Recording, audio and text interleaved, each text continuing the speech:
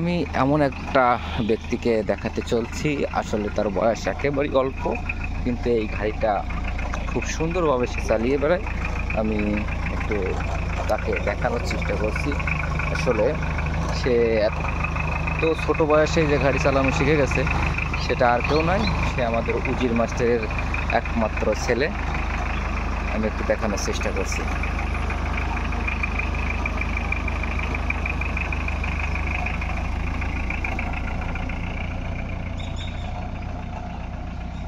দর্শক, এই ছেলেটির বয়স 10 বছর। সে এখনই পাকাপোক্ত ড্রাইভার হয়ে গেছে। তো আইনের নিয়মে সে 18 বছর না হওয়া পর্যন্ত ড্রাইভিং হয়তো পাবে না। তো দেখতেই পাচ্ছেন, সে পিছন এবং সামনে দুটাই ব্যাক গিয়ার এবং আপনার সামনে দুটাই পারে।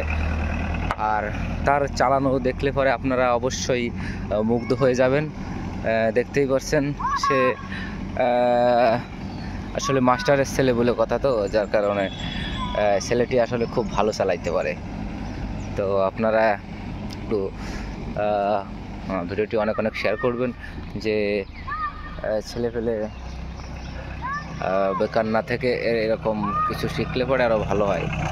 তো আমরা তার সাথে একটু কথা বলবো এখনই, দেখা যাক। দর্শক, আমরা এখন কথা বলবো। তোমার নাম কি? শেখ সাকিব।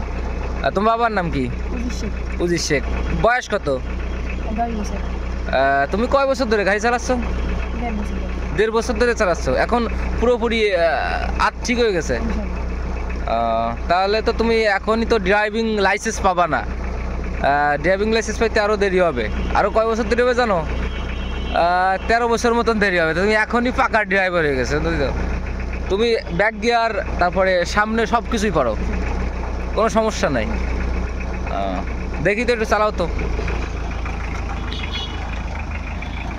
দর্শক, দেখতেই পারলেন, তার সাথে একটু কথা বললাম এবং তার চালানোর ধরন দেখছেন।